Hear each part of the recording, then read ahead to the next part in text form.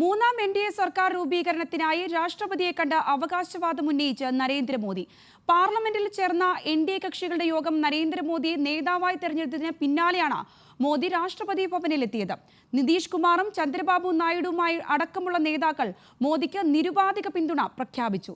വികസിത ഭാരതം എന്ന സ്വപ്നം യാഥാർത്ഥ്യമാക്കുമെന്ന് പറഞ്ഞ നരേന്ദ്രമോദി പ്രതിപക്ഷത്തെ രൂക്ഷമായി വിമർശിച്ചു.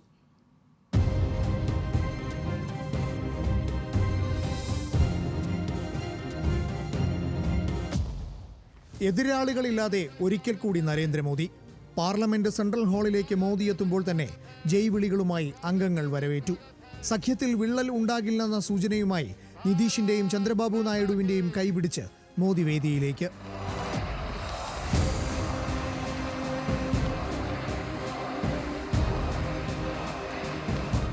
രാജ്നാഥ് സിംഗ് നരേന്ദ്രമോദിയുടെ പേര് നിർദ്ദേശിച്ചതിനു പിന്നാലെ മോദിയെ പിന്തുണച്ച് അമിത്ഷായും JP നദ്ദയും. ഔപചാരിക പ്രഖ്യാപനത്തിന് പിന്നാലെ നിതീഷും ചന്ദ്രബാബു നായിഡുവും നരേന്ദ്രമോദിയെ പ്രശംസ കൊണ്ട് മൂടി.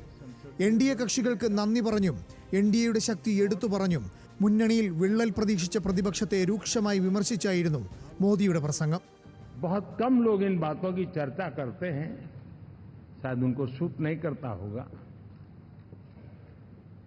लेकिन हिंदुस्तान के इतने महान लोकतंत्र की ताकत देखिए कि एनडीए आज देश में 22 राज्यों में लोगों ने उनको सरकार बना करके सेवा करने का मौका दिया। अब किसी भी बालक को पूछो कि भाई लोकसभा के चुनाव के पहले सरकार किसकी थी, तो कहेगा एनडीए। 24 के नतीजों के बाद सरकार किसकी बनी, एनडीए। फिर हारे कहां से भाई? पहले भी एनडीए थी, आज भी एनडीए और कल भी एनडीए। आप सोचिए 10 साल बाद भी कांग्रेस 100 के आंकड़े को नहीं छू पाई. വികസിത ഭാരതം എന്ന സ്വപ്നം യാഥാർത്ഥ്യമാക്കുമെന്ന് മോദി. एक तरफ एनडीए रखूं, दूसरी तरफ भारत के लोगों के सपने और संकल्पों को रखूं, तो मैं कहूंगा NDA, new India, develop India, aspirational India.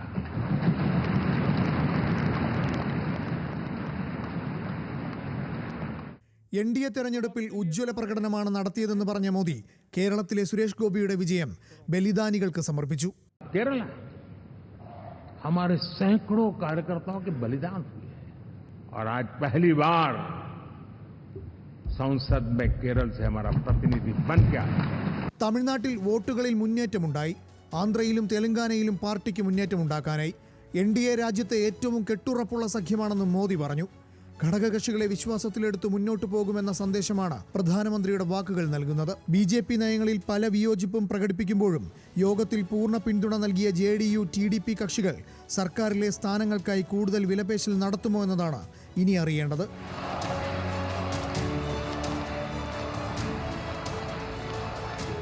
News Malayalam, Delhi.